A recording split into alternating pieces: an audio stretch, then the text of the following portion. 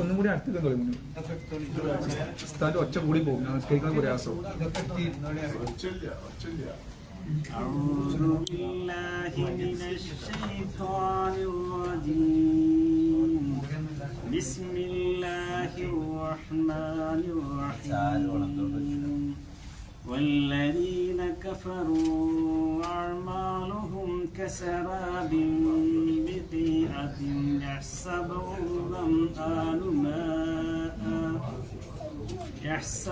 الظمآن ماء حتى إذا جاءه لم يجده شيئا ووجد الله عنده فوفاه حسابه والله سريع الحساب. അവിടെ ശ്രദ്ധിക്കാനുള്ളത് വല്ലദീന കഫറു എന്താ ചെയ്യേണ്ടത്?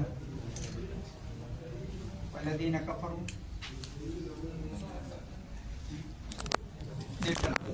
മുതൽ 6 കതിർ വരെ നീട്ടിക്കൊള്ളണം. അപ്പൊ എങ്ങനെ ഓതണം? വല്ലദീന കഫറു. അതിന്റെ ശേഷം ഹംസ വരുന്നുണ്ട് അല്ലേ? നീട്ടാനുള്ളതാണ്. അതിന്റെ പേര് മദ് മുംഫസിൽ എന്നാണ്. മദ് മുംഫസിൽ. പിന്നെ അഅ്മാലുഹും അ ഉച്ചരിക്കണം. ഖത്തേന്റെ ഹംസയാണ്. ആ മീമിനെ ഇൽഹാർ ചെയ്താൽ മതി. സറാബിൻ എന്നുള്ള കസ്ർ തൻവീൻ എന്ത് ചെയ്യണം? എന്താ ചെയ്യേണ്ടത്? ആ തൻവീന്റെ ശേഷം എന്താ വരുന്നത്? ബാഗ്. അപ്പൊ എന്താ ചെയ്യേണ്ടത്? തൻവീന്റെ ശേഷം ബാഗ് വന്നാൽ ഇദ്ഗാമാണോ? ഇഖ്ലാബ്. എന്താ ചെയ്യേണ്ടത്? ഇഖ്ലാബ്. എങ്ങനെ ഇഖ്ലാബ് ചെയ്യേണ്ടത്? തൻവീനിന്റെ ശബ്ദത്തെ മീമിന്റെ ശബ്ദമാക്കി മാറ്റുക. അപ്പൊ എങ്ങനെ ഓതണം? കസറാബിം എന്ന ആണ് ഓതേണ്ടത്. സറാബിം ബിഖിഅത്തിൻ. പിന്നെ യഹ്സബുഹുൽ ആനു. അവിടെയൊക്കെ സാധാ പോലെ അലിഫിന് ഉച്ചാരണമല്ല. മാ അൻ. അവിടെ എന്ത് ചെയ്യണം? മാ 4 മുതൽ 6 കതിർ വരെ നീട്ടണം. അതിൻ്റെ പേര് മദ് മുത്തസിൽ. പിന്നെ ആ തൻവീൻ എന്താ ചെയ്യേണ്ടത്? ഇൽഹാർ ചെയ്യണം. അപ്പം എങ്ങനെ ഓതണം? മാ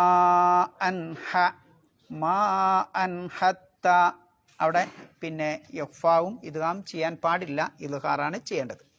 പിന്നെ ഹത്ത അവിടെയോ 4 മുതൽ 6 കതിർ വരെ നീട്ടണം. അതിൻ്റെ പേരാണ് മദ് മുംഫസിൽ അല്ലേ? ഹത്ത ഇദാ 2 കതിർ. പിന്നെ ജാഅഹു അവിടെയും 4 മുതൽ 6 കതിർ വരെ നീട്ടണം. അതിൻ്റെ പേര് മദ് മുത്തസിൽ. പിന്നെ ലം യജിദ്ഹു ഷൈഅ അവിടെ പിന്നെ പ്രത്യേകിച്ചൊന്നുമില്ല. ഷൈഅൻ എന്നുള്ള തൻവീൻ എന്ത് ചെയ്യണം? നിങ്ങൾ എന്ത് ചെയ്യണം? വാവിലേക്ക് ഇദ്ഗാം ചെയ്യണം. അപ്പം എങ്ങനെ ഓതണം? ഷൈഅൻ വവജദല്ലാഹ. പിന്നെ ഇൻദഹു അനൂനിനെ യഖ്ഫാ ചെയ്യണം. ഹു എന്നുള്ളത് മദ് സിലത്തി സുഗ്റ എന്ന് പറയും. 2 കതിറാണ് നീട്ടേണ്ടത്. ഫവഫാഹു ഹിസാബഹു. അവിടെ ആ ഹു നിങ്ങളവിടെ സ്റ്റോപ്പ് ചെയ്യുകയാണെങ്കിൽ എന്ത് ചെയ്യണം? ഹിസാബ. ഇനി അവിടെ സ്റ്റോപ്പ് ചെയ്യണില്ലെങ്കിൽ 2 കതിർ നീട്ടണം. ഹിസാബഹു വല്ലാഹു സരീഉൽ ഹിസാബ്. അവിടെ ഹിസാബ് നിങ്ങൾ നിർത്തുകയാണെങ്കിൽ 4 മുതൽ 6 കതിർ വരെ നീട്ടി ഉച്ചരിക്കണം. ഹിസാബ് ബാഹുമൽ ഉച്ചരിക്കുമ്പം ഹുറൂഫുൽ കൽക്കലയപ്പെട്ടതാണ്. അപ്പം എന്ത് ചെയ്യണം? ഒരല്പം ശിദ്ധത്തോടു കൂടി നിർത്തണം. ആയത്തെല്ലാവരും കൂടി ഒന്നുകൂടി ഓതി വയ്ക്കാൻ. വല്ലദീന കഫറു. അഊദു ബില്ലാഹ്.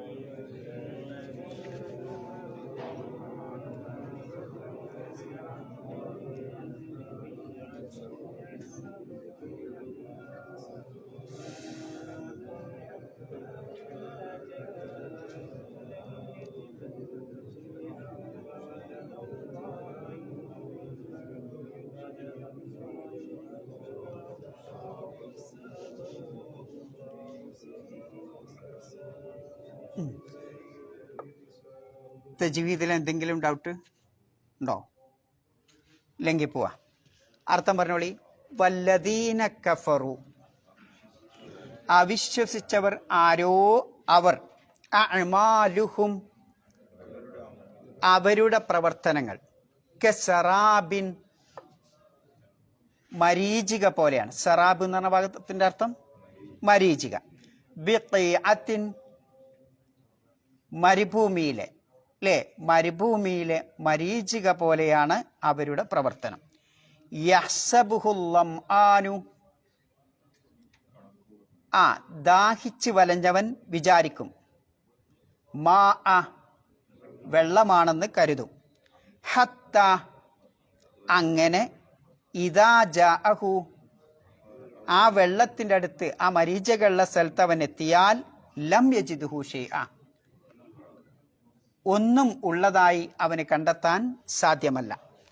വവജദല്ലാഹ ഇൻദഹു അവിടെ അവന് അള്ളാഹുവിനെ കണ്ടെത്താം. ഫവഫാഹു ഹിസാബുഹു അവൻ്റെ ഹിസാബ് അള്ളാഹു പൂർണ്ണമായി നൽകുന്നതാണ്. വല്ലാഹു സരീഉൽ ഹിസാബ് അള്ളാഹു സുബ്ഹാനഹു വ തആല അതിവേഗം വിചാരണ നടത്തുന്നവനാണ്. തിരിച്ചു വരിക. വല്ലദീന കഫറു അഅ്മാലുഹും ആദ്യത്തെ സെന്റൻസ് എന്താണ്? വല്ലദീന കഫറു. ഇതിലൊരു സൂത്രം പറഞ്ഞുതരാം. കഫറു അഅ്മാലുഹും അല്ലേ, എന്താ അപ്പം അതിൻ്റെ അർത്ഥം എന്താ? വല്ലദീന കഫറു അഅ്മാലുഹും അവിശ്വസിച്ചവരാരോ അവരുടെ പ്രവർത്തനങ്ങൾ.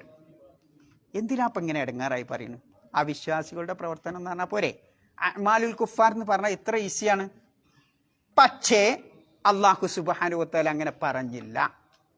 എന്താ പറഞ്ഞത്? വല്ലദീന കഫറു അഅ്മാലുഹും കസറാബിൻ. എന്താ അതിലുള്ള യുക്തി? എന്താ, എന്തിനാ അങ്ങനെ പറഞ്ഞേ? മലയാള ഭാഷയിലേക്ക് വരിക. നൗഫൽ ഉണ്ടല്ലോ, ഓൻ്റെ ആ ഷൂട്ടിങ് എന്താ? പന്തളിക്കുമ്പോൾ അടിക്കണേന് എന്താ പറയല്? ഷൂട്ടിങ് എന്നാ അതിനല്ലേ? എന്തോന്ന് പറഞ്ഞു തരിക. അതാ ഷൂട്ടിങ് എന്നല്ലേ? ഞാൻ പഴയ കളിക്കാരനാണ്, അതൊക്കെ മറന്നുപോയി. നൗഫൽ ഉണ്ടല്ലോ, അല്ലെങ്കിൽ ഏതോ ഒരാൾ ഇജാദ് ഉണ്ടല്ലോ, ഓൻ്റെ ആ ഷൂട്ടിങ് എന്ന് പറയുമ്പോൾ എന്തിനാ ഇജാദിന്റെ ഷൂട്ടിംഗ് എന്ന് പറഞ്ഞാൽ പോരെ? അവിടെ ഒരു ഏത് ഭാഷയിലും ഒരു യുക്തിയുണ്ട്. അവിടെ ആ ഇജാദിനെ അല്ലെങ്കിൽ ആ നൗഫലിനെ നൗഫലായി ആളുകൾ അറിയപ്പെടുന്നത് അവൻ്റെ ഷൂട്ടിംഗ് ആണ്. ഇതേപോലെ അവിശ്വാസികൾ അവിശ്വാസികളാവാൻ കാരണം അവരുടെ പ്രവർത്തനമാണ് അല്ലേ? അങ്ങനെ പറയാറില്ല നമ്മൾ. ആ അർത്ഥത്തിനാണ് എന്ത് പറയുന്നത്? വല്ലദീന കഫർ അല്ലെങ്കിൽ അഅ്മാലുൽ കുഫാർ എന്ന് ഈസിയായി പറയാനുള്ളൂ സംഗതി. പക്ഷെ ആ പറയുമ്പോൾ എന്തുണ്ടാവില്ല? ഈ ഒരു രഹസ്യം അതിൻ്റെ അകത്തുണ്ടാവില്ല. നമ്മൾ ആരെപ്പറ്റിയാണോ പറയണത് അയാളാക്കുന്നത് ഏതൊരു കാര്യമാണോ ആ കാര്യമാണ് പിന്നീട് പറയുന്നത് അല്ലേ? ഇജാദാക്കിയത് അറിയപ്പെടാൻ കാരണമാക്കിയത് എന്താണ്?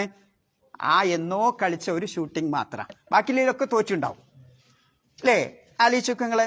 അപ്പം ആ ഒരൊറ്റ പ്രവർത്തനം ഇതേപോലെ അവിശ്വാസികളെ ലോകത്തറിയാനുള്ള കാരണം അവരുടെ പ്രവർത്തനമാണ്. അപ്പം ആ പ്രവർത്തനം എന്തല്ല? വിശ്വാസത്തോടു കൂടി അല്ലാത്തത് കൊണ്ടാണ് അല്ലാഹു തആല എന്ത് പറയുന്നത്? വല്ലദീന കഫറു അഅ്മാലുഹും ഉണ്ടെങ്കിൽ. അപ്പം ആ ഭാഷാ പ്രയോഗത്തിൽ എന്തുണ്ട്? ഒരു രഹസ്യം കിടന്നിറങ്ങുന്നുണ്ട്. അതാണ് ഇപ്പം അതിൽ നമുക്ക് പഠിക്കാനുള്ളത്. പിന്നെ ആലോചിച്ച് നോക്കുങ്ങള്, നമ്മളെ ഭാഷയിലൊക്കെ വരും അല്ലേ? ഇപ്പം തെരഞ്ഞെടുപ്പ് കഴിഞ്ഞാൽ ഇപ്പം ഷൗക്കത്തുണ്ടല്ലോ എന്നറി. ഇവിടെ മറ്റേ ആളുണ്ടോ? ഇല്ല അല്ലേ? ഷൗക്കത്തുണ്ടല്ലോ അറിയും. വാപ്പുട്ടിയാക്ക എന്നായിക്കോട്ടെ. എന്തിനാ അങ്ങനെ പറയണ്ടേ? ഷൗക്കത്ത് അല്ലെങ്കിൽ വാപ്പുട്ടിയാക്ക എന്ന് പറയുന്നത് എന്തിനാ? ശരിക്കും അയാളുടെ ഇത്ര എണ്ണം എന്ന് പറഞ്ഞാൽ പോരെ അല്ലേ?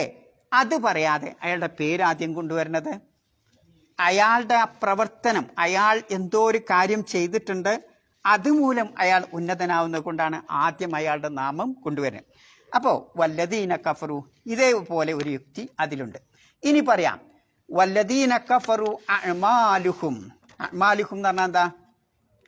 അവരുടെ പ്രവർത്തനങ്ങൾ. അമൽ എന്നതിൻ്റെ ബഹുവചനമാണ് അഅ്മാൽ, പ്രവർത്തനങ്ങൾ. കസറാബിൻ, എന്താ സറാബ് പറഞ്ഞാൽ? മരീചിക അല്ലേ? അഅ്മാലുഹും കസറാബിൻ. അപ്പം അതിലെന്തുണ്ട്? അവിശ്വാസികളുടെ പ്രവർത്തനത്തെ അള്ളാഹു എന്തിനോടാണ് ഉപമിച്ചത്? എന്തിനോടാണ്? മരീചികയോടാണ് ഉപമിച്ചത്. എന്തിനാ മരീചികയോട് ഉപമിച്ചത്? ഒരാഴ്ച ഏതോ ഒരു സംഗതിയിൽ നമ്മൾ പിന്നെ ഉപമയുടെ പ്രത്യേകതകൾ പറഞ്ഞു. എന്തിനാ അള്ളാഹു താല ഖുർആനിൽ ഉപമ കൊണ്ടുവരുന്നത്? അതാദ്യം പഠിക്കണം, എന്നാലേ അതിൻ്റെ ടെക്നിക്ക് കിട്ടുള്ളൂ. എന്തിനാ അള്ളാഹു താല ഉപമ കൊണ്ടുവരുന്നത്? എന്തിനാ? എന്തെങ്കിലും ഒന്ന് പറഞ്ഞോളി. വ്യക്തമായി മനസ്സിലാക്കാനായിട്ട് വിശദീകരിച്ചാൽ പോരെ അല്ലേ? അതല്ല, ഉപമ കൊണ്ടുവരുന്നത് ഒരിക്കലും ആ മനുഷ്യൻ ആ ഉപമ പറയുന്ന കാര്യം മറക്കൂല. കാലാന്തരത്തിലൂടെ അവൻ്റെ മനസ്സിൽ അവിടെ എഴുതി വെക്കപ്പെട്ടതുപോലെ, അവിടെ ഉറപ്പിച്ച് ആണിയടിച്ച് തറപ്പിക്കപ്പെട്ടതുപോലെ ഏതൊരു മനുഷ്യൻ്റെയും മനസ്സിൽ ആ ഉപമ പറയുന്ന കാര്യം ഉണ്ടാവും. അതിനാണ് ഉപമ കൊണ്ടുവരേണ്ടത്. ഉപമ പല ആവശ്യത്തിനും കൊണ്ടുവരലുണ്ട്.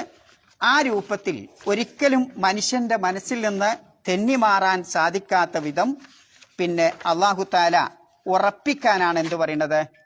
ഉപമ കൊണ്ടുവരേണ്ടത്.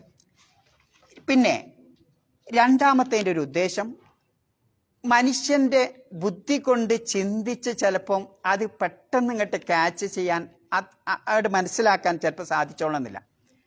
നമ്മളിപ്പോൾ ഇത് മേശയാണ് അല്ലേ? അത് മേശയാണെന്ന് ഇപ്പോൾ കണ്ണാണില്ലെങ്കിലും എനിക്ക് ഇങ്ങനെ തൊട്ടു മനസ്സിലാക്കാം, അല്ലെങ്കിൽ കണ്ണുകൊണ്ട് കണ്ട് മനസ്സിലാക്കാം അല്ലേ? അങ്ങനെ ഒരു ഫീലിംഗ് ഉണ്ടാവും നമുക്ക് ചിലത് മനസ്സിലാക്കുമ്പോൾ. എന്നാൽ ചില കാര്യങ്ങൾ ഫീലിംഗ് ഉണ്ടാവില്ല. അങ്ങനെയുള്ള കാര്യം. അപ്പോൾ ഫീലിംഗ് ഇല്ലാത്ത എന്ന് പറഞ്ഞാൽ പഞ്ചേന്ദ്രിയങ്ങളെ കൊണ്ട് മനസ്സിലാക്കാൻ സാധിക്കാത്ത, ഇപ്പോൾ ഉദാഹരണമായി നരകത്തിൻ്റെ അവസ്ഥ പറയാം, അവിശ്വാസിയുടെ പ്രവർത്തനം പറയാം. അവിശ്വാസികളുടെ പ്രവർത്തനത്തെ എന്താ അവരുടെ പ്രവർത്തനം? അയാൾ ശരിക്കും നമ്മളെ ബുദ്ധിയിൽ ചിലപ്പോൾ ഉൾക്കൊള്ളാൻ കഴിയില്ല. അപ്പം അള്ളാഹു തആല എന്ത് ചെയ്യാണ്? നമുക്ക് അറിയാവുന്ന, നമുക്ക് ഫീൽ ചെയ്യുന്ന ഒരു കാര്യത്തോട് അള്ളാഹു തആല ഉപമിക്കുകയാണ്. അപ്പം അവിശ്വാസികളുടെ പ്രവർത്തനത്തെ ഉപമിക്കുന്നത് നമുക്ക് സുപരിചിതമായ, നമുക്ക് അറിയാവുന്ന ഒരു കാര്യത്തോടാണ്. അതാണ് സറാബ്. സറാബ് നമുക്ക് എന്നും അറിയണ കാര്യമാണ്. നട്ടുച്ച നേരത്തെ ദൂരെ മരുഭൂമി പോയി അവിടെ നോക്കിയാൽ എന്ത് തോന്നും? സൂര്യരശ്മികൾ ഇങ്ങനെ, അല്ലെങ്കിൽ മഴ വർഷിക്കുന്നത് പോലെ ഇങ്ങനെ മഴ വർഷിക്കുന്നുണ്ട് അവിടെ ഇങ്ങനെ തോന്നും അല്ലേ? അവിടെ അങ്ങനെ വെള്ളം ചാടിയുണ്ട് എന്നിങ്ങനെ തോന്നും. അല്ലെങ്കിൽ സൂര്യൻ്റെ രശ്മികൾ അവിടെ ഇങ്ങനെ പതിക്കുന്നുണ്ടെന്ന് പറയും കൊടും ചൂടത്ത് നോക്കുമ്പോൾ, മരുഭൂമിയിൽ, നിരന്ന മരുഭൂമിയിൽ നോക്കുമ്പോൾ അല്ലേ? അപ്പോൾ അത് നമ്മൾ കാണുന്ന, നമുക്ക് ഫീൽ ചെയ്യണ ഒരു സംഗതിയാണ്. അപ്പം ആ ഫീൽ ചെയ്യണ സംഗതിയോട് നമുക്ക് അത്ര ഫീൽ ചെയ്യണില്ല. അവിശ്വാസിയുടെ പ്രവർത്തനം എന്ന് പറയുമ്പോൾ അത്ര ഫീലിംഗ് ഇല്ല അല്ലേ? ആ ഫീലിംഗ് ഇല്ലാത്ത പ്രവർത്തനത്തെ അതിന് പറയാം മഅ്കൂലായ കാര്യം എന്നാണ്. അപ്പം മഅ്കൂലായ കാര്യത്തെ മഹ്സൂസായ കാര്യത്തോടാണ് അല്ലാഹു സുബ്ഹാനഹു വ തആല ഉപമിക്കുന്നത്. അതാണ് ഉപമയുടെ ഒരു പ്രത്യേകത. അങ്ങനെ എന്തിനാ അങ്ങനെ ഉപമിക്കണത്? ഇപ്പോൾ ഉദാഹരണമായിട്ട് കാപ്പറ്റ്യത്തോടു കൂടി ചെലവഴിക്കുന്നവന്, അത് ഞാൻ ഒരു മുമ്പ് നിങ്ങളോട് പറഞ്ഞിട്ടുണ്ട് അല്ലേ? അത് കാപ്പറ്റ്യത്തോടു കൂടി ചെലവഴിക്കുന്നവനെ വിശുദ്ധ ഖുർആൻ എങ്ങനെ ഉപമിച്ചത്? ചെലവഴിക്കാന്നുള്ള ശരിക്ക് പല രൂപത്തിലുള്ള ചെലവഴിക്കുന്നുണ്ട്. ഞാനും ചെലവഴിക്കുന്നുണ്ട്, നിങ്ങളും ചെലവഴിക്കുന്നുണ്ട്, എല്ലാവരും ചെലവഴിക്കുന്നുണ്ട്. പക്ഷെ ഞാൻ ചെലവഴിക്കണത് എന്തിനാ? ചിലപ്പോൾ നിങ്ങൾ കാണാനാവും അല്ലേ? ലോകമാന്യത്തിനാവും. അങ്ങനെ ലോകമാന്യത്തിന് വേണ്ടി ചെലവഴിക്കുന്നവന്റെ ഉപമ വിശുദ്ധ ഖുർആൻ പറയണത് എങ്ങനെ? ഫമസലുഹു, എന്തിനായത്ത്? കമസലി സഫ്വാനിൻ, പിന്നെ അലൈഹി തുറാബുൻ ഫഅസാബഹു വാബിലുൻ ഫതറകഹു സൽദ ലാ യഖ്തിറൂന അലാ ഷൈഇൻ മിമ്മാ കസബു. അല്ലേ? എന്താ അതിൻ്റെ അർത്ഥം? ആളുകൾ കാണാൻ വേണ്ടി, ലോകമാന്യത്തിന് വേണ്ടി ധനം ചെലവഴിക്കുന്നവന്റെ ഉപമ ഒരു എന്തുപോലെയാണ്? വളരെ മിനുസുള്ള ചവിട്ടി അങ്ങോട്ട് വളുക്കി പോണ തരത്തിലുള്ള പാറല്ലേ കണ്ടില്ല നിങ്ങൾ? മിനുമിനുക്കുള്ള പാറ അല്ലേ, നല്ല തിളക്കുള്ള പാറ, ആ രൂപത്തിലുള്ള പാറ പോലെയാണ്. അതിന്മേൽ എവിടെ ഒരിത്തിരി മണ്ണ് ഇങ്ങനെ തങ്ങിക്കുണ്ട്, ഇത്തിരി മണ്ണ് അതിൻ്റെ മുകളിലുണ്ട്. ഫഅസാബഹു വാബിലുൻ, അപ്പോഴാണ് എന്ത് ചെയ്യുന്നത്? ഒരു കനത്ത മഴ, ഒരു വലിയ പേമാരി എന്ത് ചെയ്തത്? ആ പിന്നെ പാറ മിനുമിനുത്ത പാറ പുറത്തേക്ക് ഇങ്ങോട്ട് വർഷിക്കണത്. ഫതറക ഹുസൽദ, പിന്നെ എന്താക്കി? ആ പാറയെ മൊട്ടൻ പാറയാക്കി മാറ്റി. നമ്മൾ മൊട്ടടിച്ച തലല്ലേ, അതേപോലെ ഒരു മുടി പോലും ഇല്ലാത്ത, എന്ന് പറഞ്ഞാൽ ഒരു മണ്ണിൻ്റെ തരിശ് പോലും ഇല്ലാതെ എല്ലാം ഒഴിവായി. ലാ യക്തിറൂനാലാശി മിമ്മ കസബു. എന്നിട്ട് അള്ളാഹ് പറയാം, ഇതേപോലെയാണ് ഇത്. ഈ മൊട്ടപ്പാറമ ഒത്തിരി മണ്ണുണ്ടായി, മഴ ചെയ്തപ്പോൾ അവട് പോയി. ഇതേപോലെയാണ് ലോകമാന്യത്തിന് വേണ്ടി ചെലവഴിക്കുന്ന ആളുകൾ. അവരുടെ പ്രവർത്തനം അവിടെ ചെന്ന് നോക്കുമ്പോൾ എന്തൊക്കെയോ ഉണ്ട് എന്നിങ്ങനെ വിചാരിക്കും. പക്ഷേ എന്തെങ്കിലും കിട്ടുക? ഒരിത്തിരി മണ്ണ് പോലും കിട്ടാത്തതുപോലെ അവരുടെ വലിയ വലിയ പ്രവർത്തനങ്ങളൊന്നും അള്ളാഹുവിനൊരു വിലയും കണക്കാക്കൂല. നോക്കി നിങ്ങൾ. അപ്പം ഒരു പാറ, ആ പാറമത്തിരി മണ്ണ്, ഒരു മഴ വർഷിക്കണത്, ഇതൊക്കെ നമ്മൾ സാധാരണ കാണുന്ന, കേൾക്കുന്ന, നമ്മൾ അനുഭവിക്കുന്ന സംഗതിയാണ്. അപ്പൊ ഈ അനുഭവിക്കുന്ന, കാണുന്ന, കേൾക്കുന്ന, ഫീൽ ചെയ്യുന്ന ആ സംഗതിയോടാണ് അള്ളാഹു തആല എന്തിനെ ഉപമിച്ചത്? ലോകമാന്യത്തിന് വേണ്ടി ചെലവഴിക്കണം. അപ്പൊ ആ ഉപമ ഒരിക്കലും നമ്മുടെ മനസ്സിൽ നിന്ന് മാറുമോ? ഇല്ല. ഈ ഒരു ഉപമ, ഈ പാറക്കല്ല് എന്നും എൻ്റെ മനസ്സിലുണ്ടാവും. ലോകമാന്യത്തിന് വേണ്ടി ചെലവഴിക്കുന്ന എൻ്റെ മനസ്സിൽ എന്തുണ്ടാവും? ഈ പാറക്കല്ലും ആ മിനുമിനുക്കവും അതിലെത്തിരി മണ്ണും ആ മഴ വർഷിക്കണമൊക്കെ എൻ്റെ മനസ്സിൽ നിന്ന് പോവോ? പോല. അതവിടെ ആണിട്ട് തറപ്പിച്ചതുപോലെ എൻ്റെ മനസ്സിലുണ്ടാവും. എന്നാ ലോകമാന്യത്തിന് വേണ്ടി ചെലവഴിക്കുന്നതെന്ന് അറിയുമ്പം അത് എന്നൊന്നും നിൽക്കൂല അല്ലേ? അല്ലെങ്കിൽ ഒരു വലിയ വെള്ളപ്പൊക്കം ഉണ്ടായി, ആ വെള്ളപ്പൊക്കത്തോട് ഉപമിക്കുക, അത് എന്തുണ്ടാവും? എൻ്റെ മനസ്സിലുണ്ടാവും അല്ലേ? അപ്പം അതാണ് ഉപമയുടെ ഒരു സൂത്രം എന്ന് പറഞ്ഞത്. പിന്നെ മറ്റൊരു സൂത്രം എന്താ? യാഥാർത്ഥ്യങ്ങൾ ഇങ്ങോട്ട് തുറന്നിങ്ങോട്ട് കാണിക്കും. യാഥാർത്ഥ്യങ്ങളെ തുറന്ന് പച്ചയായി ഇങ്ങോട്ട് കാണിച്ചു തരുന്നത് ഉപമ. അത് ഉപമയുടെ മറ്റൊരു പ്രത്യേകതയാണ്. ഇപ്പൊ ഉദാഹരണമായിട്ട് വല്ലദീന യക്കുലൂന റിബ, പലിശ തിന്നുന്നവർ. എന്താ ഇപ്പൊ പലിശ? അതൊന്നും അത്ര പ്രശ്നമല്ല അല്ലേ? പലിശ അതൊക്കെ കുറച്ചൊക്കെ ഇൻട്രസ്റ്റ് ഒക്കെ റെഡിയാ, ശരിയാവും എന്നൊക്കെ നമ്മളൊരു നവർ മൈൻഡ്, ഒരു അലസതയോട് കൂടി ഇങ്ങനെ കാണുന്ന ഒരു സംഗതിയാണ് ഇത് പലിശ.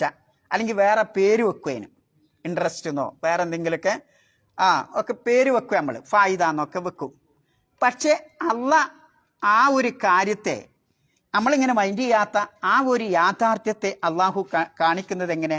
ലാ യഖൂമൂന ഇല്ലാ കമാ യഖൂമുല്ലദി യതഖബ്ബതുഹു ശൈത്താനു മിനൽ മസ്. അല്ലേ? പിശാച് ബാധയേറ്റവൻ മറിഞ്ഞു വീഴുമ്പോൾ, ആ മറിഞ്ഞു വീഴുമ്പോൾ എങ്ങനെയാണോ അവൻ എണീക്കണത്, എണീറ്റാന്താ വീണ്ടും മറിഞ്ഞുകും, എണീറ്റാന്താ വീണ്ടും മറിഞ്ഞുകും. ഇങ്ങനെയാണ് പലിശ തിന്നുന്നവൻ പരലോകത്തെത്തുമ്പോൾ ഉണ്ടാവുന്ന അവസ്ഥ. അപ്പൊ പിശാച് ബാധയേറ്റ ഒരാളുടെ അവസ്ഥ നമ്മുടെ മനസ്സിലുണ്ടാവും. കാരണം നമ്മൾ കണ്ടതാ അല്ലേ, നമ്മൾ കാണുന്നതാ. അപ്പൊ അങ്ങനെയുള്ള അവസ്ഥ ആയിരിക്കും. അപ്പൊ അതിന്റെ ഗൗരവം കാണിക്കാൻ, അതിന്റെ യാഥാർത്ഥ്യത്തെ ഇങ്ങോട്ട് തുറന്ന് കാണിക്കുകയാണ് അല്ലാഹു സുബ്ഹാനഹു വ തആല ആ ഉപമയിലൂടെ ചെയ്യുന്നത്. അപ്പം പിന്നെ ഏറ്റവും ചുരുങ്ങിയ പദങ്ങൾ മതി, വലിയ ആശയമൊന്നും വേണ്ട. ഇപ്പോൾ പല പ്രാവശ്യങ്ങളോട് പറഞ്ഞിട്ടുണ്ട് അല്ലേ, ഇയാളൊരു കപ്പലാണ്. വളരെ 2 സെന്റൻസ്, അയാൾ കപ്പലാണ്. നിങ്ങൾക്ക് എന്തൊക്കെ മനസ്സിലായി അയാൾ കപ്പലാണെന്ന് പറഞ്ഞപ്പോൾ? എന്തെങ്കിലും പറഞ്ഞുതരും. എന്ന് പറഞ്ഞാൽ ആ കാണുന്നത് പോലെയല്ല, അയാളുടെ അറിവ് ഒരുപാട് അടിയിലേക്കുണ്ട് അല്ലേ, ഒരർത്ഥം അത്. അല്ലെങ്കിലോ ആ കാണുന്ന ചേക്കല്ല, അയാൾ ഒരുപാട് എസ്റ്റേറ്റിന്റെ ഉടമയാണ് അല്ലേ, ലോകത്തെ വലിയ ധനാഢ്യനാണ്, കാണാനൊരു ചെള്ള. അപ്പൊ നമ്മൾ എന്ത് പറയും? അയാൾ ഒരു കപ്പല. നിങ്ങൾ എന്താണോ ഉദ്ദേശിക്കുന്നത് അതിനെ ഉദ്ദേശിച്ചുകൊണ്ട് എന്ത് പറയും? അയാൾ ഒരു കപ്പല. മുകളിൽ കാണേക്കല്ല, അടിയിലേക്ക് അതിന്റെ 3 ഇരട്ടി കൂടി ഉണ്ട് അയാൾ അല്ലേ. അപ്പം ആ രൂപത്തിൽ അപ്പൊ നോക്കി നിങ്ങൾ, 2 വാക്കുള്ളൂ, പക്ഷേ ആശയം പ്രവിശാലമാണ്. അപ്പൊ അങ്ങനെയുള്ള ആശയത്തിന് എന്ത് കൊണ്ടുവരും? ഉപമ കൊണ്ടുവരും എന്നുള്ളതാണ് ആ രൂപത്തിൽ. പിന്നെ മനുഷ്യന് ഒരു കാര്യത്തിലേക്ക് ആഗ്രഹവും കൊതിയും ജനിപ്പിക്കാൻ വേണ്ടി ഉപമ പറയും. ഖുർആന്റെ ഒരു ശൈലി അതാ അല്ലേ. ഒരു സംഗതി ചെയ്യാൻ വേണ്ടിയിട്ട് എന്ത് ചെയ്യും? പിന്നെ അതിലേക്ക് ആഗ്രഹം, അതിലേക്കൊരു മോഹം ഉണ്ടാക്കാൻ വേണ്ടിയിട്ട് എന്ത് ചെയ്യും? ഉപമ വിശദീകരിക്കും. ഉദാഹരണമായിട്ട് വിശുദ്ധ ഖുർആനിൽ കാണാം, മസലുല്ലദീന യുംഫിഖൂന അംവാലുഹും, പിന്നെന്താ പറയുന്നത്? ഫീ സബീലില്ലാ. പിന്നെ കമസലി ഹബ്ബത്തിൻ അംബതത് സബഅ സനാബില ഫീ കുല്ലി സുംബുലത്തിൻ മിഅതു ഹബ്ബ വല്ലാഹു യുളാഇഫു ലിമൻ യശാ. അണ്ടങ്ങള് അള്ളാഹുവിന്റെ മാർഗത്തിൽ സമ്പത്ത് ചെലവഴിക്കുന്നവരുടെ ഉപമ എന്തിനോടാ ഉപമിച്ചത്? നമ്മൾ എന്നും കാണുന്ന ഒരു നെൽക്കതിർ. ഒരു വിത്തിട്ടിട്ട് ആ നെൽക്കതിർ വളരാ. ആ നെൽക്കതിരിൽ 7 കതിർ വേറെ ഉണ്ടാവുക. ഓരോ കതിരിലും എത്രയാണ്? 700 ധാന്യമണി ഉണ്ടാവുക. അപ്പൊ നോക്കി നിങ്ങള് അതിനൊന്ന് കാൽക്കുലേറ്റ് ചെയ്ത് നോക്ക്. ഒരൊറ്റ വിത്തുനിന്ന് കുറെ കതിരുകൾ, അതിൽ ഓരോന്നിലും 700ഓളം പിന്നെ എന്തുണ്ടാവുക? വിത്തുകൾ ഉണ്ടാവുക. ഇതേപോലെയാണ് അള്ളാഹുവിന്റെ മാർഗത്തിൽ സമ്പത്ത്. അപ്പൊ എന്തുണ്ടാവും? അങ്ങോട്ട് കേൾക്കുമ്പോ നമുക്ക് എന്തുണ്ടാവും? എന്നാ ഒന്ന് കൊടുക്കണല്ലോ. ഇത്ര ലാഭം കിട്ടുന്ന കച്ചവടം വേറെ ഇതുണ്ടോ? അല്ലേ? ഒരു പൈസ കൊടുത്താൽ അത് 10,000 മാറുകയാണ്, കോടികളായി മാറുകയാണ് എൻ്റെ അക്കൗണ്ടിലേക്ക്. എന്നാ അത് ചെയ്യണല്ലോ എന്നൊരു മോഹം, ഒരു ആഗ്രഹം ജനിപ്പിക്കാൻ വേണ്ടിയിട്ട് എന്ത് ചെയ്യും? വിശുദ്ധ ഖുർആനിൽ ഉപമ പറയാറുണ്ട്. അതേപോലെ തന്നെ വെറുപ്പ് പ്രകടിപ്പിക്കാനും ചെയ്യരുത് എന്നല്ല, അതിന് വിട്ടു നിൽക്കണം എന്ന് കാണിക്കാൻ വേണ്ടിയിട്ടും എന്ത് ചെയ്യും? വിശുദ്ധ ഖുർആൻ ഉപമ പറയും. ഇപ്പൊ ഉദാഹരണമായിട്ട് വലാ യഖ്തബ് ബഅ്ദുകും ബഅ്ള, എന്താ അതിൻ്റെ അർത്ഥം?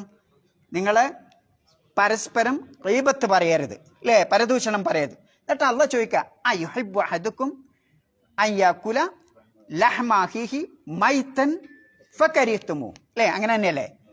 എന്താ അതിൻ്റെ അർത്ഥം? നിങ്ങൾ ഗീബത്ത് പറയരുത്. പിന്നെ എന്നിട്ട് അള്ളാഹ് ചോദിക്കുക, നിങ്ങളിൽ ആരെങ്കിലും ഒരാൾ തൻ്റെ സഹോദരന്റെ ചത്ത ശവം തിന്നാൻ പിന്നെ ഇഷ്ടപ്പെടുമോ? അത് നിങ്ങൾ വെറുക്കണില്ലേ എന്നാണ് ചോദിക്കുക. അപ്പൊ ഗീബത്ത് പറയുക എന്നുള്ള ആ സംഗതിയെ, ഞാൻ പറയുന്ന ഗീബത്തിനെ അള്ളാഹുത്താല ഉപമിക്കണ എന്തിനോടാണ്? ചത്ത ശവം, അതും തൻ്റെ സഹോദരന്റെ ശവം തിന്നണേ. വേറെ ഏതെങ്കിലും അല്ല, നാക്കാലിയുടെ അല്ല. ആണോ? അല്ല, സ്വന്തം മനുഷ്യന്റെ തന്നെ ആ ശവം തിന്നുന്നതിന് തുല്യമാണ്. അപ്പൊ നമ്മൾ എന്ത് ചെയ്യും? അത് വളരെ മോശമാണ് പറഞ്ഞിട്ട് പിന്നോട്ടടിക്കും. അപ്പം ഒരു സംഗതിയിൽ നിന്ന് അകന്നു നിൽക്കാനും ഒരു സംഗതിയിലേക്ക് മുന്നിട്ട് വരാനും അള്ളാഹുവിലേക്ക് മുന്നിട്ട് വരാനും ആ സ്വർഗത്തിലേക്ക് മുന്നിട്ട് വരാനും ഒക്കെ വിശുദ്ധ ഖുർആൻ ഉപമ പറയുന്നു, അല്ലേ?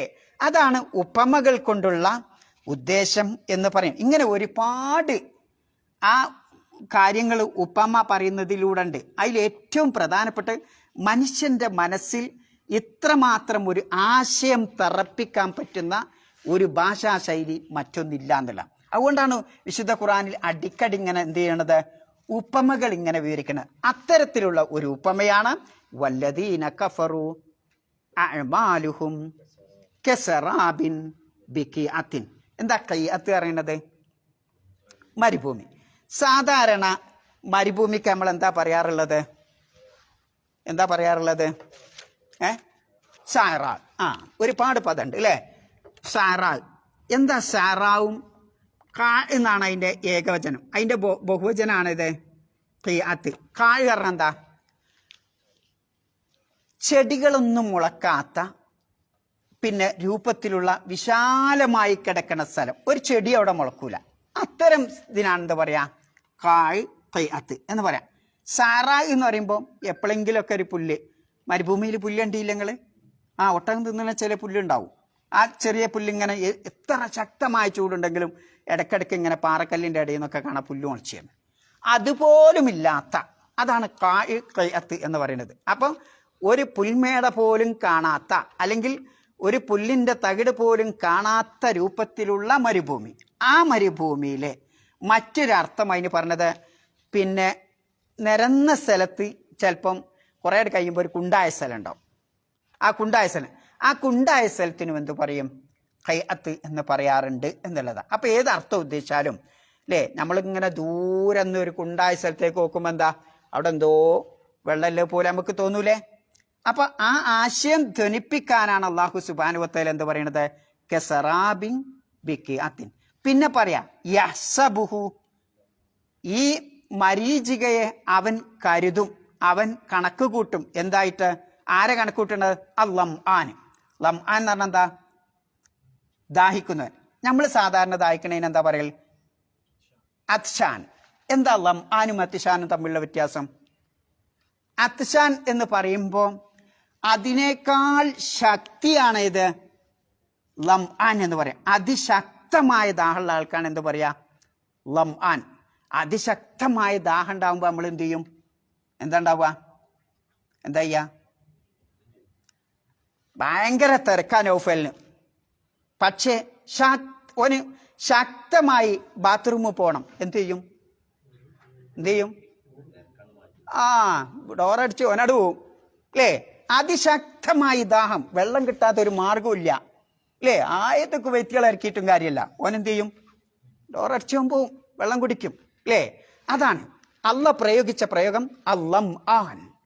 അതിശക്തമായ ദാഹം ദാഹിക്കുന്ന ഒരാൾ വെള്ളത്തെ എത്രമാത്രം കൊതിക്കുന്നുവോ, എത്രമാത്രം അവൻ അധ്വാനിക്കുന്നുവോ, അതേപോലെ അധ്വാനിച്ച് പ്രയത്നിച്ച് തരണം ചെയ്ത് ആ വെള്ളം ഉണ്ടല്ലോ എന്ന സ്ഥലത്ത് വന്നെത്തിപ്പോ നോക്കും. പക്ഷേ അവിടെ കാണുമോ? ഒന്നും കാണൂല അല്ലേ? ഈ ഒരു അവസ്ഥയെപ്പറ്റി നിങ്ങൾ ചിന്തിച്ചു നോക്ക്. വിശുദ്ധ ഖുർആനിൽ നമ്മൾ ഓതുന്ന സൂറത്ത് കഹ്ഫിലെ, വെള്ളിയാഴ്ച ഓതുന്ന സൂറത്ത് കഹ്ഫിലെ അവസാന ഭാഗത്തെ ഒരു ആയത്തുണ്ട്. എന്താണ്? ഖുൽ ഹൽ നുനബ്ബിഉകും ബിൽ അഖ്സരീന അഅ്മാല. പിന്നെന്താണ്? അല്ലദീന ളല്ല സഅയ്യുഹും ഫിൽ ഹയാത്തി ദുനിയ വഹും യഹ്സബൂന അന്നഹും യുഹ്സിനൂന സുൻആ. പിന്നെന്താണ്? ഉലൈകല്ലദീന കഫറൂ ബിആയാതി റബ്ബിഹിം വലിഖാ, അങ്ങനെയല്ലേ? വലിഖാഇഹിം ഫഅബിതത് അഅ്മാലുഹും ഫലാ നുഖീമു ലഹും യൗമൽ ഖിയാമത്തി വസ്ന ദാലിക ജസാഉഹും. എന്താണ്? ദാലിക ജസാഉഹും ബിമാ കഫറു. പിന്നെ വത്തഖദു ആയാതി വറുസുലി ഹുദുവ. എന്താണ് അതിന്റെ അർത്ഥം? കുൽ, പ്രവാചകരെ ജനങ്ങൾക്ക് പഠിപ്പിച്ചു കൊടുക്കുക, പറഞ്ഞു കൊടുക്കുക. എന്താ? ഹൽ നുനബ്ബിഉകും ബിൽ അഖ്സരീന അഅ്മാല. പ്രവർത്തിച്ച് നഷ്ടം പേറേണ്ടി വന്ന ഒരു ജനവിഭാഗത്തെ പറ്റി നിങ്ങൾക്ക് പറഞ്ഞിട്ട് പ്രവർത്തിച്ചിട്ടുണ്ട്. ഞാനും അധ്വാനിക്കുന്നുണ്ട്, നിങ്ങളും അധ്വാനിക്കുന്നുണ്ട്, വിശ്വാസിയും അധ്വാനിക്കുന്നുണ്ട്, അവിശ്വാസിയും അധ്വാനിക്കുന്നുണ്ട്. അപ്പൊ പ്രവർത്തനം എല്ലാവർക്കും ഉണ്ട്. അതും ഗംഭീരമായ പ്രവർത്തനം. എല്ലാ സംഘടനകളും പ്രവർത്തിക്കുന്നുണ്ട്, ഗംഭീരമായ പ്രവർത്തനം അല്ലേ? എല്ലാവരും ചാരിറ്റി നടത്തുന്നുണ്ട്, അതിഗംഭീരം, ഒന്നിനൊന്നിന് പിന്നെ മികവ് കാണിക്കുന്ന രൂപത്തിലുള്ള പ്രവർത്തനമാണ് എല്ലാവരും ദുനിയാവിൽ വെച്ച് പ്രവർത്തിക്കണം. അപ്പൊ പ്രവർത്തിക്കാണ്ടല്ല, അങ്ങനെ പ്രവർത്തിച്ചിട്ട് നഷ്ടം ഭവിക്കേണ്ടി വന്ന ഒരു വിഭാഗം. ഇതിനേക്കാൾ വലിയൊരു ഖേദം മറ്റൊന്നുണ്ടാവോ? ആലോചിച്ച് നോക്കി നിങ്ങൾ. മെഡിക്കൽ കോളേജിൽ 5 കൊല്ലം MBBS-ഉം 3 കൊല്ലം എന്താ അതിൻ്റെ PG-യും MD-യും ഒക്കെ പഠിച്ച് ഒരു സർട്ടിഫിക്കറ്റ് നൽകി. ഈ സർട്ടിഫിക്കറ്റുമായിട്ട് കുവൈത്ത് വന്നപ്പോൾ എന്തില്ല? അതിനെന്തില്ല? വാല്യൂ ഇല്ല. പടച്ചറപ്പ്, എന്തിനെ ഇപ്പം ഞാൻ 8 കൊല്ലം പഠിച്ചേ? എന്തിനാ ഞാൻ 8 കൊല്ലം പഠിച്ചേ? എന്ത് അങ്ങനെ കണ്ടില്ല നിങ്ങൾ? ചില പ്രൈവറ്റ് യൂണിവേഴ്സിറ്റികൾ ഉണ്ടാവും അങ്ങനെ. എന്താ അതിൻ്റെ പ്രത്യേകത? കുറേ പഠിക്കും, സർട്ടിഫിക്കറ്റൊക്കെ തരും. പല രാജ്യത്ത് ചെല്ലുമ്പോൾ എന്തുണ്ടാവില്ല? അതിന് വാല്യൂ ഉണ്ടാവില്ല. അയാളൊരു വേദന എത്ര ആയിരിക്കും? തിരിച്ചെടുക്കാൻ പറ്റുമത് ഇല്ല. അയാളെ വേദനകൾ ആലോചിച്ചു. ഇത് ദുനിയാവിൽ നമ്മൾ കാണുന്ന കാഴ്ച.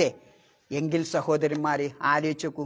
ഞാൻ നിങ്ങളൊക്കെ നമസ്കരിക്കണം, ഒരുപാട് ചാരിറ്റി പ്രവർത്തനം നടക്കണം അല്ലേ? ഒരുപാട് സംഘടനാ പ്രവർത്തനങ്ങൾ നടത്തുന്നു, ഒരുപാട് അതിനു വേണ്ടി വിയർത്തൊലിച്ച് നമ്മൾ ഓടുന്നു അല്ലേ? ഓരോ പരിപാടി നടത്താൻ വേണ്ടി നമ്മൾ നെട്ടോട്ടം ഓടുന്നു അല്ലേ? അതിനു വേണ്ടി ഒരുപാട് കാശ് ചെലവഴിക്കണം. ഇതൊക്കെ നാളെ പടച്ച തമ്പുരാന്റെ മുമ്പിലെത്തുമ്പോൾ വഖദിംന ഇലാ മാ അമിലു, അവർ പ്രവർത്തിച്ച പ്രവർത്തനത്തിന്റെ നേരെ അള്ളാഹു വരും. എന്നിട്ടെന്താ? ഫജഅൽനാഹു ഹബാഅൻ മൻസൂറ അല്ലേ? ആ പ്രവർത്തനത്തെയൊക്കെ അള്ളാഹു താല പിന്നെ വായുവിൽ പാറിപ്പറക്കുന്ന ധൂളികളെപ്പോലെ ആക്കി മാറ്റും. ആലോചിച്ചു, ഇങ്ങനൊരവസ്ഥ ഉണ്ടായാൽ നാളെ ആ പരലോകത്തിൻ്റെയും നിങ്ങളുടെയും അവസ്ഥ എന്തായിരിക്കും? അതിന് കാരണം അള്ളാഹു എന്താ പറയുന്നത്? എന്താണ് പറയുന്നത്? മാല പിന്നെ അല്ലദീന ളല്ല സയ്യും. ആ പ്രവർത്തനം നഷ്ടപ്പെടാനുള്ള കാരണം അല്ലദീന ളല്ല സയ്യുഹും ഫിൽ ഹയാത്തി ദുനിയ. ഈ ഐഹിക ജീവിതത്തിൽ അവർ പ്രവർത്തിച്ചിരുന്ന ആ പ്രവർത്തനത്തിന്റെ റൂട്ട് തെറ്റിപ്പോയി. പാന്താവ് തെറ്റിപ്പോയി, ശരിയായ റൂട്ടിലല്ല. ഏതാ റൂട്ട്? വിശുദ്ധ ഖുർആനിന്റെ റൂട്ട്, പ്രവാചകൻ തിരുമേനിയുടെ റൂട്ട്.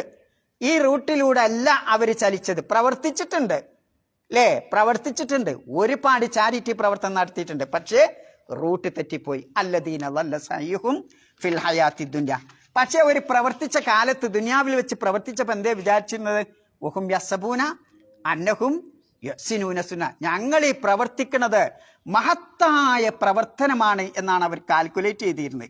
ഒരു മനസ്സിലിങ്ങനെ കണ്ടിരുന്നത് ഞാൻ ഈ പ്രവർത്തിക്കണമൊക്കെ നല്ല പ്രവർത്തനമാണെന്ന് അവർ വിചാരിച്ചിരുന്നത്. പക്ഷേ ആ പ്രവർത്തിച്ചപ്പോൾ എന്തില്ല? ഉലൈകല്ലദീന കഫറു ബിആയാതി റബ്ബിഹിം വലിഖാഇഹി. നാളെ പടച്ച തമ്പുരാനെ കണ്ടുമുട്ടേണ്ടി വരുമെന്നും അള്ളാഹുവിൻ്റെ ദൃഷ്ടാന്തങ്ങൾ അതിലും അവർ അവിശ്വസിച്ചു. അള്ളാഹുവിൻ്റെ ആയത്തുകൾ എന്താ പറഞ്ഞത്?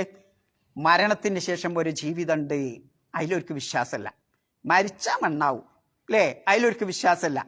പിന്നെ മരിച്ചു കഴിഞ്ഞാൽ വീണ്ടും പുനർജീവിക്കും, അവിടെ ഹിസാബുണ്ട്, നരകമുണ്ട്, സ്വർഗമുണ്ട്, വിചാരണ ഉണ്ട് എന്നതിൽ വിശ്വാസമില്ലാതെയായിപ്പോയി. അള്ളാഹുവിൻ്റെ ആയത്തുകളിൽ അവർ വിശ്വസിച്ചില്ല. അള്ളാഹുവിനെ കണ്ടുമുട്ടേണ്ടി വരും എന്നും അവർ വിശ്വസിച്ചില്ല. പക്ഷെ അള്ള ഉണ്ട് എന്ന് അവർക്ക് വിശ്വാസം ഉണ്ടായിരുന്നു. അള്ള ഉണ്ട് എന്നുള്ള വിശ്വാസം അവർക്കുണ്ടായിരുന്നു അല്ലേ? ആലോചിക്കൂ. അതുകൊണ്ട് അള്ള പറയാ ഫലാനുക്കീമുലക്കും യൗമൽ ഖിയാമത്തി വസ്ന. ഒരിത്തിരി തൂക്കം. എങ്ങനെ കർമ്മം അള്ളാഹു തആല എങ്ങനെയാണ് ഒരാൾ അളക്കുന്നത്? അയാളുടെ കർമ്മം തൂക്കി നോക്കിയിട്ടാ അല്ലേ? ഞാനുങ്ങളും ചെയ്ത പ്രവർത്തനങ്ങൾ അഅ്മാലുഹും എന്ന് പറഞ്ഞില്ലേ, ആ പ്രവർത്തനങ്ങൾ അള്ളാഹു തൂക്കി നോക്കിയിട്ടാണ്. വമൻ യഅ്മൽ മിസ്കാല ദർറത്തിൻ ഖൈറൻ യറ വമൻ യഅ്മൽ മിസ്കാല ദർറത്തിൻ ശർറൻ യറ. അപ്പൊ ആ പ്രവർത്തനം അള്ളാഹു തആല തൂക്കി നോക്കാണ്. അതൊരു അണുമണി തൂക്കം കൂടി നന്മയാണെങ്കിൽ അതവൻ അവിടെ കാണാം, തിന്മയാണെങ്കിൽ അതിൻ്റെ ഫലവും അവൻ അവിടെ കാണാം എന്നുള്ള. അപ്പം ആ പ്രവർത്തനമാണ് യഥാർത്ഥത്തിൽ മനുഷ്യൻ്റെ ഒരു മനുഷ്യനെ മനുഷ്യനാക്കണം. അതാണ് ആദ്യം ഞാൻ പറഞ്ഞത് വല്ലദീന കഫറു അഅ്മാലുഹും എന്ന് പറഞ്ഞിടത്തുള്ള യുക്തി അതാണ്. പിന്നെ ബിആയാതി റബ്ബിഹിം വലിക ഫഹബിതത് അഅ്മാലുഹും. അതുമൂലം അവർക്ക് വിശ്വാസമില്ലാത്തത് കാരണം, യഥാർത്ഥ റൂട്ടിൽ നിന്ന് അവരുടെ പ്രവർത്തനം തെറ്റിയത് കാരണം അവരുടെ പ്രവർത്തനങ്ങളൊക്കെ നിഷ്ഫലമായി പോയി. ഫലാനുക്കീമുലക്കും യൗമൽ ഖിയാമത്തി വസ്ന. ഒരു പരിഗണന പോലും അല്ലാഹു തആല അവരുടെ പ്രവർത്തനങ്ങൾക്ക് പരിഗണന കൽപ്പിക്കുകയില്ല. എന്നിട്ട് പറയാം ദാലിക ജസാഉഹും ജഹന്നം. അവർക്കുള്ള പ്രതിഫലം എന്താണ്? നരകമാണ് അല്ലേ? കാരണം ഭിമാ കഫറു, അവർ അവിശ്വസിച്ചതാണ് കാരണം. വത്തഖദു ആയാതി വറുസുലി ഹുദുവ. എൻ്റെ ആയത്തുകളെയും അഥവാ വിശുദ്ധ ഖുർആനിനെയും ആ വിശുദ്ധ ഖുർആൻ കൊണ്ടുവന്ന പ്രവാചകന്മാരെയും അല്ലേ, എല്ലാ പ്രവാചകന്മാരെയും റുസുലി എന്നാണ് അല്ലേ, ആ പ്രവാചകന്മാരെയും അവർ നിഷേധിച്ച് തള്ളിക്കളഞ്ഞതാണ്. അതിനൊക്കെ പരിഹസിച്ചുകൊണ്ട് ആ പരിഹാസപാത്രമാക്കിയതാണ് അവർക്ക് ആ നരകം കിട്ടാനുള്ള കാരണം. അപ്പോൾ എന്തിനാ പഠിച്ചോം വെള്ളിയാഴ്ച നമ്മളോട് ഇതിങ്ങനെ ഓതാൻ പറയുന്നത്? ഞാൻ നിങ്ങളൊക്കെ പ്രവർത്തിക്കുന്നുണ്ട് അല്ലേ, നമ്മൾ നമസ്കരിക്കുന്നുണ്ട്, പക്ഷേ സുബിൻ്റെ അർത്ഥത്തിൻ്റെ കാണൂല. ഉടനെ മനസ്സിലാക്കാം ഒരാൾ മുനാഫിക്കാണോ അല്ലേ. ഞാനല്ല തൊട്ട് പറയുന്നത്, ഒരാൾ മുനാഫിക്കാണോ അല്ലേ എന്ന് വ്യക്തമായി മനസ്സിലാക്കാനുള്ള ഏറ്റവും വലിയ സ്കെയിലാണ് ഇത് സലാത്തുൽ ഫജ്ർ. സലാത്തുൽ ഫജ്റിന് അയാൾ ജമാഅത്തുണ്ടോ? അയാൾ വിശ്വാസിയാണ്. ചില്ലറക്കാരന് കഴിയൂല അത്, പ്രത്യേകിച്ചും ഈ ടൈമിൽ. എത്ര ജമാഅത്ത് ഇപ്പോൾ? 2 മണിക്കോ 1:30കോ? 3:15 എല്ലാവരും ഉണ്ടാകുന്നുണ്ട് അല്ലേ? ഓക്കെ, എന്നാ ശരി. അപ്പൊ അത് എന്നെ അളക്കാനുള്ള ഏറ്റവും വലിയ സ്കെയിലാണ്. ഞാൻ വിശ്വാസിയാണോ അല്ലേ, ഞാൻ ആ പള്ളിയിലെത്തുന്നുണ്ടോ? അതാണ് നമ്മൾ ചിന്തിക്കേണ്ട ഒരു വിഷയം. അപ്പോൾ വല്ലദീന കഫറു അഅ്മാലുഹും, അതിൽ ഞാനുങ്ങളുണ്ടോ? വെറുതെ ഇങ്ങനെ ഓതാൻ പറയല്ല ഖുർആൻ, ഞാനും അതിൽ നിങ്ങളുണ്ടോ? വല്ലദീന കഫറു അഅ്മാലുഹും കസറാബിൻ ബിഖിഅത്തിൻ യസ്ബഹു ളംആനു മാഅ. പിന്നെന്താ പറയുന്നത്? പിന്നെന്താ? ഹത്താ ഇദാ ജാഅഹു. ആ പിന്നെ സറാബിൻ്റെ അടുത്ത് അവൻ വന്നെത്തിയാൽ എന്താ? ലം യജിദുഹു ഷൈഅ. എന്തിനാ ഷെയ് എന്ന് പറഞ്ഞത്? ഷെയ് എന്ന് പറഞ്ഞത് എന്താ? ഷെയ് എന്ന് പറയുന്നത് ഉള്ള ഒരു കാര്യത്തിനാണ്. എങ്ങനെ ഇപ്പം നിങ്ങളോട് പറയാ? ഒരു സാധനം ഉണ്ടാവുമ്പോഴാണ് അതിന് ഷെയ് എന്ന് പറയുന്നത്. ആ എത്ര ചെറിയ ആറ്റായാലും, നമ്മളെ കണ്ണുകൊണ്ട് കാണാത്ത കുറേ ഉള്ള സാധനങ്ങളില്ലേ, അങ്ങനെ ആയാലും അതാണ് ആ പറയുന്നത്. ഇല്ലാത്ത കാര്യത്തിന് അതിന്റെ നേരെ എതിരാ ഇല്ലാത്ത. അപ്പൊ ഉള്ള കാര്യം എന്നാ അതെത്ര ഒരാറ്റത്തിന്റെ നമ്മുടെ നേത്രങ്ങൾക്ക് കാണാൻ പറ്റാത്ത അത്ര നിസാരമായ കാര്യമായാലും അതുപോലും ഓനവിടെ കാണാൻ എന്ന് പറഞ്ഞാൽ ഒരു തിരിവെള്ളം പോലും അവിടെ കാണാൻ പറ്റൂല. മറിച്ചെന്താവും, നാളെ പരലോകത്തെത്തുമ്പോൾ അവന്റെ പ്രവർത്തനങ്ങൾക്ക് പരിപൂർണമായി അള്ളാഹു സുബ്ഹാനഹു വ തആല എന്ത് ചെയ്യും, അവിടെ പ്രതിഫലം നൽകുന്നതാണ് ഓന് കണ്ടെത്താൻ സാധിക്കും. പടച്ചോന് ഈ പ്രവർത്തനം വിചാരണ ചെയ്യാൻ വലിയ പണിയുണ്ടോ? എത്ര കോടി മില്യൺ ആളുകളുണ്ട്. ഇവരൊക്കെ പാടെ ഫയൽ ചെയ്ത് വരുമ്പോൾ തന്നെ സമയം എത്ര പിടിക്കും? പടച്ചോനൊരു പണിയില്ല. ഇപ്പം നമുക്ക് വിശ്വസിക്കാൻ കഴിയും. കാരണം എന്താ, ഒരു രാജ്യത്ത് എത്ര ആളുണ്ട് എന്നൊന്നാണ് ഒരു കമ്പ്യൂട്ടറിലൊന്നാ നെക്കി നോക്കിയാൽ അറിയൂലേ? ഷബലുണ്ട് അവിടെ? ഉണ്ട് അല്ലേ? ഷബലിനെ അറിയും. എത്ര ആള്, ഏത് ഫയൽ നമ്പറാണ് ഒക്കെ അറിയും.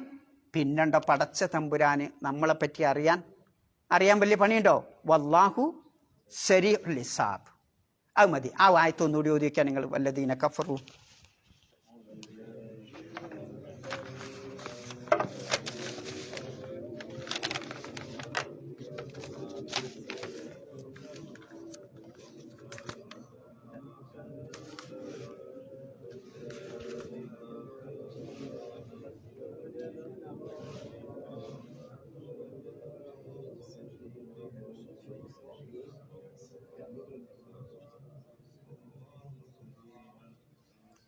സുബ്ഹാനകല്ലാഹുമ്മ വബിഹംദിക അഷ്ഹദു അല്ലാ ഇലാഹ ഇല്ല അൻത അസ്തഗ്ഫിറുക വ